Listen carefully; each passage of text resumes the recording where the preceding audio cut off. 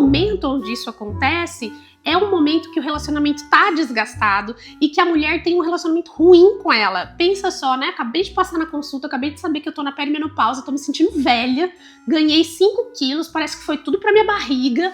Meu marido chega, põe a mão na minha barriga, eu vou achar que ele tá querendo apertar minhas gordurinhas, entendeu? Que ele tá querendo dizer que eu tô gorda. Quanto tempo vai durar isso? Uns 10 anos. Uns 10 anos. Deus. E aí? Tem muitas mulheres entrando na perimenopausa, se sentindo cansadas, com pouca libido, ganhando peso, irritadiças, sem se darem conta de que, na verdade, não é sobre elas, existe alterações hormonais nessa fase. E foi por isso que eu escolhi hoje trazer esse tema aqui para estar conversando com a Ana Heloísa Breschi, que é médica endocrinologista, nutróloga e também minha amiga. É ela quem vem me acompanhando há alguns anos nesse processo da perimenopausa. Não é verdade, Ana? É verdade. Renata, é um prazer estar aqui hoje para falar sobre esse tema que eu adoro. Eu queria começar para a gente falar um pouquinho, você contar para a gente como é que essa mulher na perimenopausa chega ao seu consultório. Ela já chega com a consciência de que ela está nessa fase, quais queixas que ela leva até você, o que você percebe?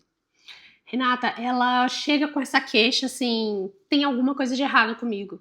Muitas vezes ela não sabe o que é, mas ela vem com essa queixa de tem algo de errado comigo e eu preciso descobrir o que é.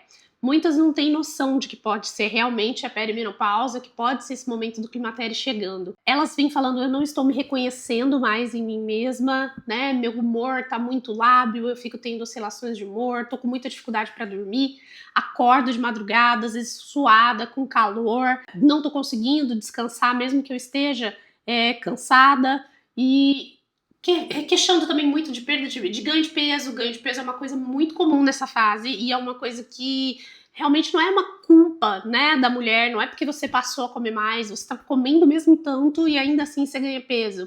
E parece que é aquele tipo de gordura que a gente odeia, assim, que acumula exatamente no lugar errado, sabe? Uhum. É bem esse tipo de gordura que vem com esse momento de perimenopausa e os estudos mostram isso, né, que ocorre um ganho de peso em todas as mulheres nessa fase, entre 2 e 5 quilos, então normalmente elas vêm com essa queixa de eu não estou me reconhecendo mais. E aí que a gente vai fazendo as perguntas e tentando descobrir se tem alguma coisa que justifica aquilo e às vezes pensando nessa questão, opa, pela idade, será que poderia já ser um momento ali de climatério? Eu percebo, Ana, no meu consultório, as mulheres trazem exatamente essas queixas, a questão da libido, né? A libido caiu muito, um despertar noturno, uma fadiga, achando que tem a ver com cansaço, com excesso de trabalho, com excesso de demandas, ou uma questão ali no casamento. Como eu estou nessa fase, o meu olhar, a minha escuta hoje é muito mais atenta, né, do que há 10, 20 anos atrás. Porque às vezes o ciclo está regular, né, o ciclo menstrual está regular, ela tem a sensação de que está ovulando ali, está ali com 40 e poucos anos e nunca passou na cabeça dela que poderia ser perimenopausa. E aí eu percebo que tem outras questões acontecendo, além dessas questões emocionais, que é quando eu geralmente te encaminho. E eu fico pensando com você falando isso, né? Quando eu te busquei como paciente, era exatamente isso, assim, olha, tô com um despertar noturno do nada, achando que era ansiedade, que era cansaço, essa sensação de fadiga do corpo não conseguir manter o mesmo ritmo, mas falando, gente, meu ciclo tá regular, como assim? E aí que você me trouxe esses questionamentos para a gente chegar nessa conclusão, né, de que já era perimenopausa. Exatamente, Renata. A irregularidade menstrual, né, começar a ter um ciclo mais irregular, é uma coisa que pode ser um sinal de perimenopausa, mas nem sempre isso acontece em todas as mulheres, né? Então, por exemplo, você falou até do seu próprio caso. Então, não tinha uma irregularidade menstrual, mas tinha bastante queixas. E aí, o que foi o diferencial pra gente pensar nessa possibilidade de perimenopausa pra você? Foi a idade mesmo, né? Então, eu sabia que você estava num momento ali que poderia ser de perimenopausa e resolvi pedir teus exames pra gente poder saber como é que tava. E os exames mostraram mesmo, né, que você já tinha ali uma leve alteração. Eu não sei se interessante até a gente contar para vocês, né, que os hormônios acabam ficando mais altos, os hormônios que a gente usa para fazer, né, o diagnóstico de perimenopausa, de menopausa, o FSH e o LH, eles aumentam durante a menopausa. Então, que são hormônios que são para estimular o seu ovário a funcionar. Então, como o ovário não está funcionando, eles ficam bem altos para tentar dar esse estímulo pro ovário. Então, através disso, vendo esses exames alterados, que a gente começa a pensar, poxa, será que tá na perimenopausa? E vindo esses exames normais, o que é curioso, também não afasta completamente o diagnóstico, porque existem muitas oscilações hormonais nesse momento. Então, às vezes, nesse mês eu posso colher e está ótimo, e posso colher no mês que vem e vir muito alterado. Então, isso pode tem essas flutuações. Então, às vezes, ter um exame normal não afasta completamente esse diagnóstico. Aí a gente tem que olhar para essas questões que estão em volta para a gente poder fazer um diagnóstico clinicamente mesmo. Aí eu fico pensando, Ana, assim, o quanto que as mulheres ainda hoje têm uma desinformação acerca da perimenopausa, o quanto que ainda é difícil conversar sobre isso, né? O quanto que não é uma conversa comum entre amigas, eu tô sentindo isso, você tá sentindo isso, de conversar com o marido, olha, essa irritabilidade tem a ver com essa perimenopausa, ou tá sentindo mais ressecada, questão da libido alterada, como se fosse meio tabu ainda nos dias de hoje. Exatamente. Né? Eu vejo que as pacientes chegam para o consultório com essas queixas, né, da fadiga, da irritabilidade, às vezes até um humor mais deprimido, mas com uma dificuldade de olhar para isso, assim, porque a perimenopausa traz essa questão do envelhecimento. Exatamente, né? era isso que eu ia falar. Porque o meu corpo não responde mais. Eu vejo que a minha maior perda, se eu for pensar na questão da perimenopausa, é essa sensação de que eu não consigo produzir mais o ritmo que eu produzia. Hoje, aos 51 anos, eu não tenho mais o meu ritmo de trabalho como eu tinha na sua idade, por exemplo, lá, com 30 e tantos anos. E isso traz um luto. Meu corpo não responde mais, né? E aí eu vejo que tem uma dúvida muito grande em relação à questão da reposição hormonal. Será que eu devo fazer reposição? Qual que é o prejuízo? Não tem um risco? Porque é uma conversa que não é muito comum. Ainda há muita desinformação. Como é que você vê isso, assim, essas mulheres que chegam para o seu consultório, você identifica, né, faz o diagnóstico, elas estão na perimenopausa. Como é que é essa receptividade para fazer reposição? Toda mulher pode fazer reposição? Alguns casos não fazem. Como é que você vê isso? Renata, excelente tema pra gente falar, porque realmente a menopausa ainda é muito tabu, porque traz essa peste de envelhecer, que é uma coisa que a gente quer tentar evitar ao máximo, né? Então, você falar pra mulher que ela tá na perimenopausa, às vezes vai trazer uma sensação assim, puxa, estou envelhecendo. E é uma coisa assim que não tem como evitar, cada mulher vai ter a sua idade. A gente sabe que pensar na idade em que a sua mãe entrou na menopausa pode ter um pouco a ver, então isso tem uma questão genética, a idade que sua mãe entrou é mais ou menos parecida, provavelmente com a idade em que você vai entrar, então isso também deixa um alerta, porque às vezes sua mãe entrou mais cedo e tal, pensar mais nisso. E a questão, né, da reposição hormonal, assim, eu sempre defendi muito a reposição hormonal. Quando eu fiz a minha residência de endocrinologia, há uns 10, 12 anos atrás, a gente não fazia reposição hormonal. Sério? Era raro, né? Então, assim, a gente fazia em casos, assim, menopausa precoce, que é uma indicação, assim, muito absoluta. recente, então. Exatamente, isso é uma mudança recente. E por que a gente não fazia tanta reposição hormonal? Por vários aspectos, assim, primeiro porque eu acredito que a gente vive ainda numa sociedade muito masculina e que, assim, a mulher é muito colocada para lidar com isso e pronto, e acabou. E isso é uma coisa... tem que aceitar, tá tem que ruim, aceitar, mas tem que aceitar. é isso, e o homem não passa por isso. Então eu sempre brinquei, assim, sempre falei isso, até durante a minha residência de endócrino, eu falava que é uma grande sacanagem metabólica, assim, essa questão da menopausa, e que o homem não passa por isso. E aí o que me chamava atenção, que foi o que me fez, assim, ser sempre muito defensora da reposição hormonal para mulher na menopausa. A gente tinha no ambulatório mulheres com baixa dos hormônios, com hipogonadismo, que seria o nome técnico para isso, e a gente tinha homens com essa condição, assim, não por questão de envelhecimento, de nada disso, mas enfim, por outras questões médicas. O homem nunca fica sem reposição. Nunca. Nunca fica sem reposição. Um homem com uma testosterona muito baixa, ele é uma pessoa completamente disfuncional, assim, ele sente uma fadiga enorme, ele não consegue viver, ele não consegue trabalhar, ele não consegue nada. E por que que a mulher tem que viver assim? Então, isso era o que me deu aquele insight, assim, 10, 12 anos atrás já me causava essa estranheza. Eu falava, por que que para o homem a reposição é sempre obrigatória e eles vivem uma qualidade de vida muito melhor e para a mulher é tipo, ah, não tenho o que fazer, é isso mesmo. Então, por que que a medicina também não reforçava tanto essa questão de reposição hormonal naquele momento?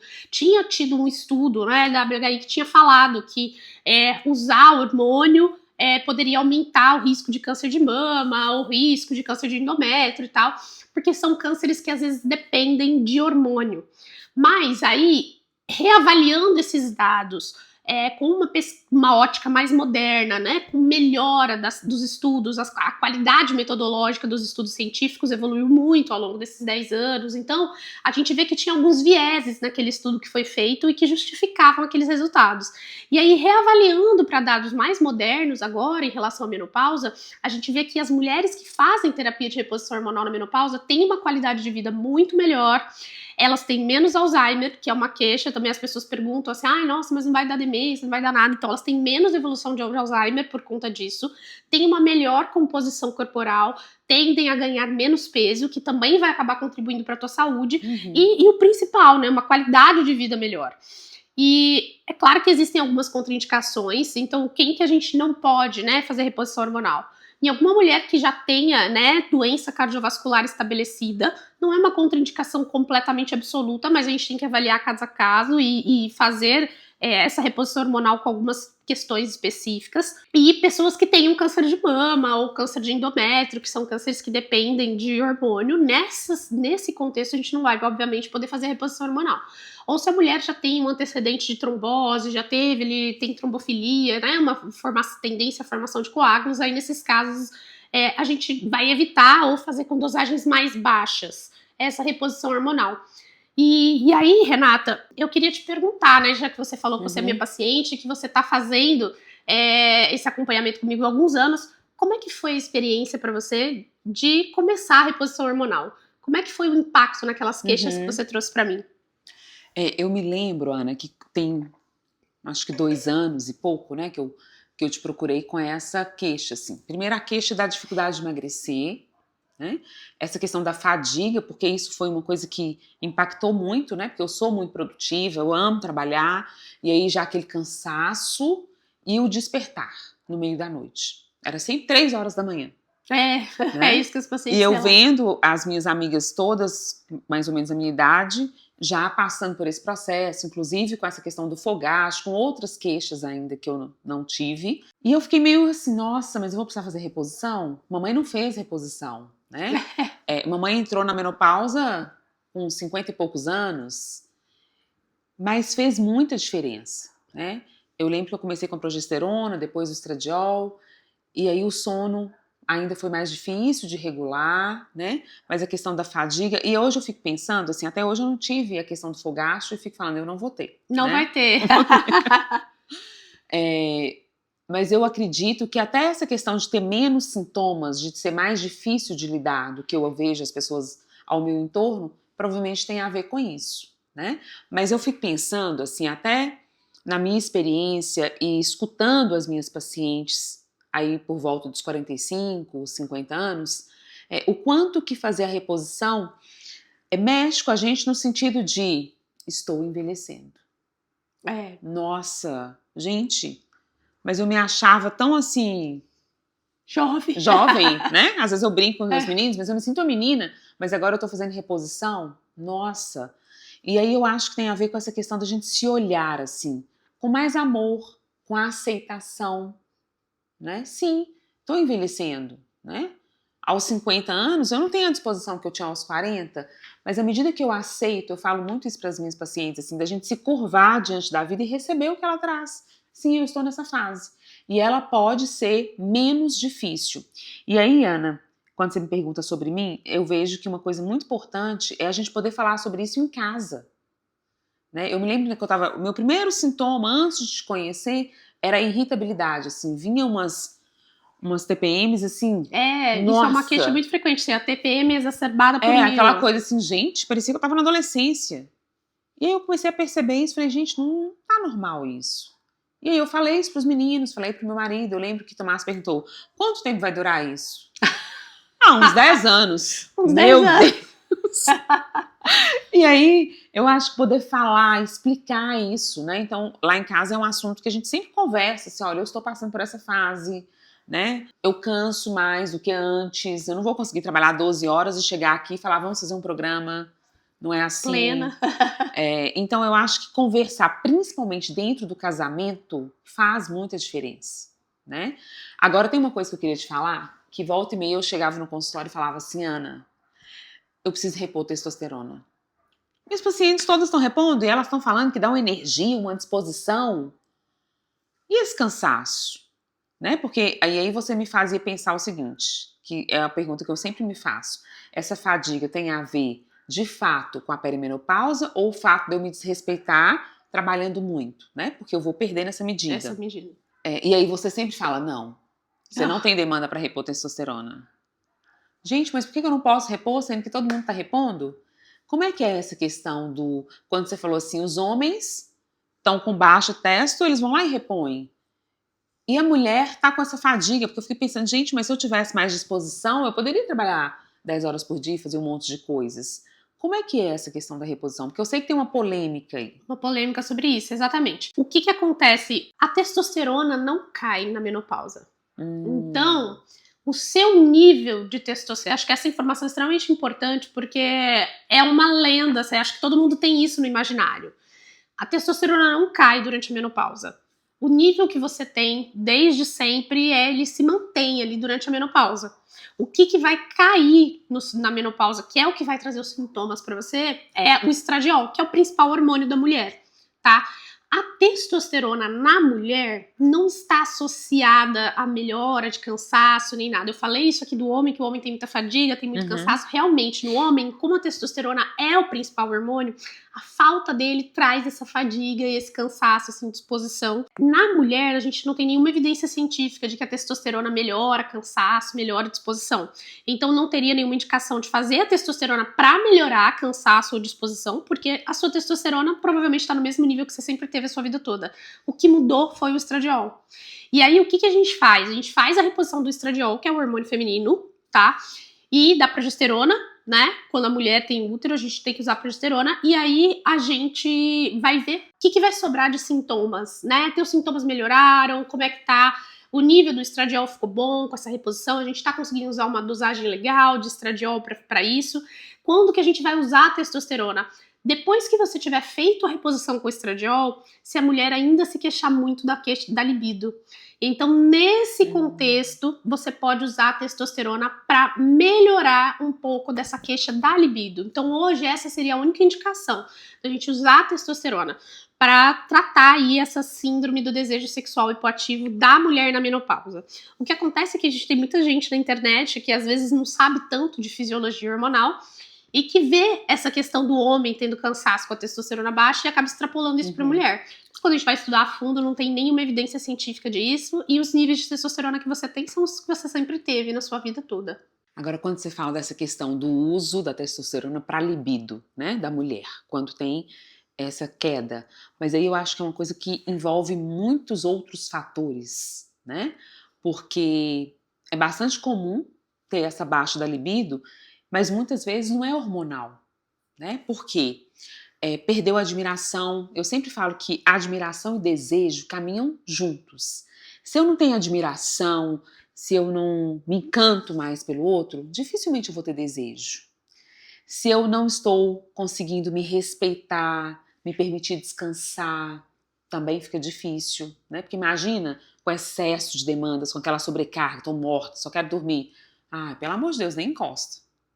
E aí não é a testosterona, né? Então eu trabalho muito isso com os casais, assim, de priorizar o tempo a dois, o tempo do namoro, aquele momento em que não vai sair de casa para discutir a relação, né? Para ter DR, para não falar de filhos, namoro, assim, um momento leve, gostoso, passar um final de semana fora, os dois, porque a libido está muito ligada a isso, né? Muito mais ampla.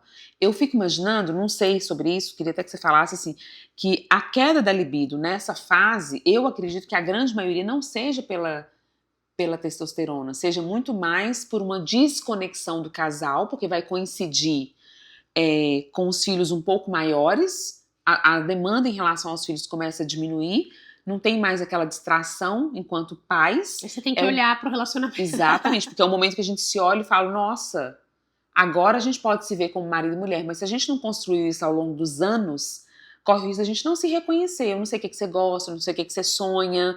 Tem um distanciamento, tem uma falta de intimidade, cumplicidade, e tudo isso vai impactar. Porque eu já acompanhei algumas pacientes que fizeram reposição da testo e elas falam assim, não mudou nada. Mas aí eu investigo, mas quando você assiste um filme com uma cena, né, uma coisa mais quente, ou você vê um homem bonito, assim, você não fica mais, não lubrifica? Como é que é isso? Não, quando eu assisto um filme, sim. Ou seja, o problema não tá. A questão está na relação de casal, né? E nessa permissão da mulher viver isso também. Porque muitas vezes a mulher não tem essa permissão. Tem um autor, um estudioso, um psicólogo, José Filopículo, que ele fala da sexualidade feminina e ele fala que antes da mulher fazer amor com o outro, ela precisa aprender a fazer amor consigo mesma. E ele vai ensinar a mulher a se ver, né? Ela se tocar, ela perceber onde é que ela sente prazer, para ela ter essa intimidade com ela mesma, porque isso vai impactar. Então eu acho que principalmente agora na perimenopausa, a gente tem que estar muito atenta a essas questões do nosso corpo, da gente se conhecer mais, da gente se autorizar a ter esse prazer. Porque senão a gente começa a colocar desculpa nas questões hormonais e não vai ter um milagre assim, né? Exatamente. Renata, maravilhosa a sua colocação. Fico até orgulhosa que você é minha paciente e tem esse conhecimento. Tem uma analogia sobre como a testosterona e a libido se comportam no homem e na mulher, que é brilhante e que eu acho que vai ficar bem didático aqui para nossa audiência. Imagina só que a libido no homem é um interruptor de luz que você entra numa sala, liga e desliga. Que esse interruptor se chama testosterona. Então, no homem, a libido é extremamente dependente da testosterona. Então, tem testosterona, tem libido? Não tem, não tem libido. Na mulher, imagina que o controle da libido é como você entrar dentro de um controle de avião. Que você entra lá e tem, assim, 1 milhão de botões em todos os lados. Então, você imagina que a libido na mulher, ela é multifatorial. Ela é muito diferente da do homem, que é só um interruptor de testosterona. Então, é muito mais fácil você acionar um interruptorzinho só, que só tem um botão, do que você controlar um avião, que tem milhões de botões, manetas, tudo que você precisa checar ali. Então, na mulher funciona diferente. E é muito disso. Às vezes a mulher fica esperando que aquela testosterona, a reposição de testosterona vai fazer um milagre por ela, quando não tá ali na questão hormonal o problema, né? Tá nessa questão do relacionamento. E o momento onde isso acontece é um momento que o relacionamento tá desgastado e que a mulher tem um relacionamento ruim com ela. Pensa só, né? Acabei de passar na consulta, acabei de saber que eu tô na perimenopausa, tô me sentindo velha, ganhei 5 quilos, parece que foi tudo pra minha barriga. Meu marido chega, põe a mão na minha barriga, eu vou achar que ele tá querendo apertar minhas gordurinhas, entendeu? Que ele tá querendo dizer que eu tô gorda. Então, assim, você vai querer repelir aquele toque, e aí você não tá bem, às vezes, com o teu corpo, com você, além do cansaço, além de tudo isso. Então, são vários fatores, e repor só a testosterona não vai melhorar tudo disso daí. Aí vai entrar a terapia, vai entrar a permissão também para viver tudo isso. E eu acho que daqui a alguns anos, eu acho que quando eu entrar na menopausa, por exemplo, a minha geração vai olhar diferente para reposição hormonal e para libido do que a sua geração, por exemplo. Eu acho que a gente vai se permitir mais coisas, eu acho que a gente talvez tenha menos queixa de libido do que talvez as mulheres da tua geração. Sim.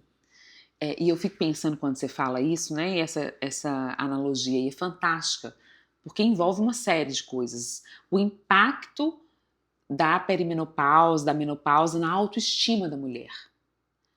Porque se ela veio ao longo dos anos se abandonando, se negligenciando, ali pronta para servir todo mundo, né, para atender as demandas do marido, da casa, dos filhos, dando conta de trabalhar, ela se perde dela mesma. E aí quando ela olha para ela não se reconhece, mas ela se abandonou lá atrás.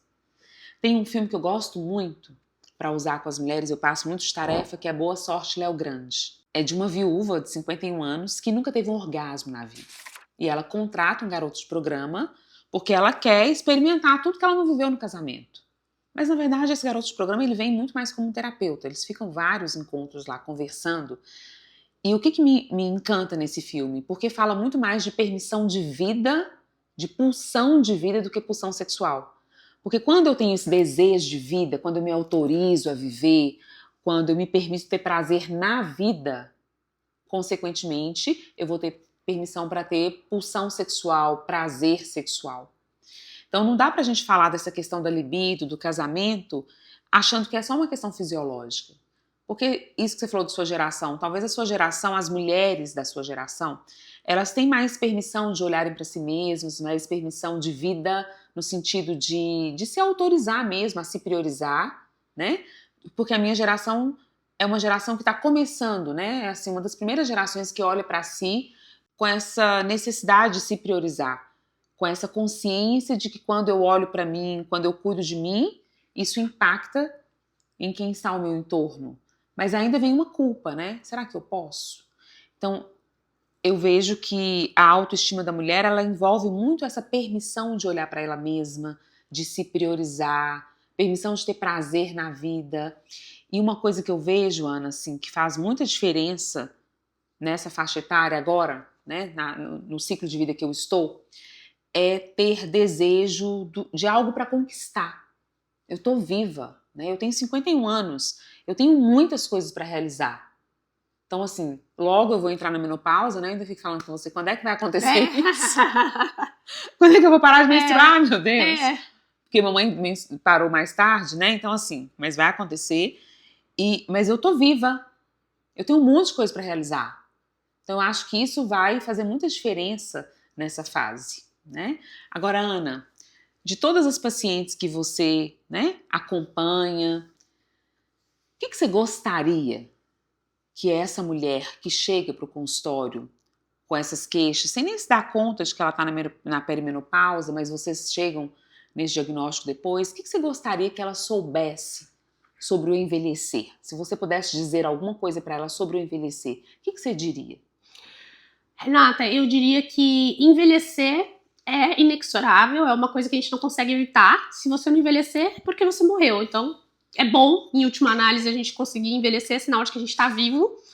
Mas isso não precisa ser da maneira mais difícil possível. Então, hoje, a gente tem muitas coisas para dar um suporte para isso, para você envelhecer de maneira saudável.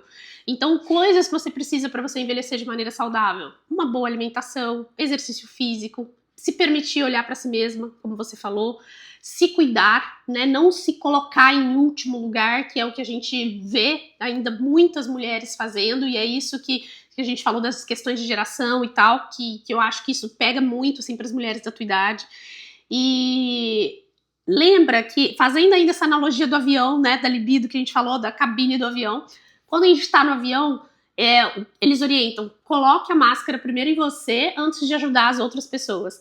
Então, assim, se permita cuidar de você para que você esteja bem para cuidar das outras pessoas. Então, pense nisso, né? Se coloque nessa prioridade e não fique aceitando que a vida tem que ser desse jeito, que envelhecer tem que ser desse jeito. O que tá te incomodando, a gente pode sempre tentar melhorar. Fantástico.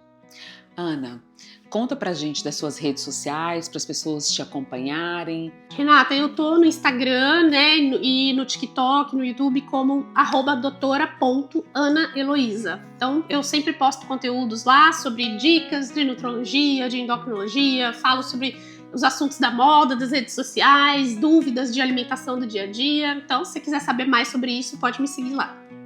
Eu quero te agradecer, né, por você ter aceitado o convite de estar aqui comigo. Sou sua fã, né? Eu que Acho que você faz uma diferença enorme na vida de muitas mulheres. O que você entrega na sua consulta é de um valor, assim, inquestionável. Eu queria muito que as pessoas te seguissem, porque eu acho que você traz conteúdo sempre muito relevante, muito atual e de uma forma muito séria, né? E te agradecer por você estar aqui comigo. Ai, muito obrigada, Renata. Eu que agradeço imensamente pela oportunidade de estar aqui, levar informação científica de qualidade para as pessoas. É uma das minhas missões como médica, né? E poder levar tratamento de qualidade para todo mundo que precisar. Muito obrigada. E se esse vídeo fez sentido para você, se você conhece outras mulheres também que estão passando por essa fase da perimenopausa, que têm dúvidas, encaminhe para outras mulheres e curta o vídeo também e siga o nosso canal Renata Nunes Psico.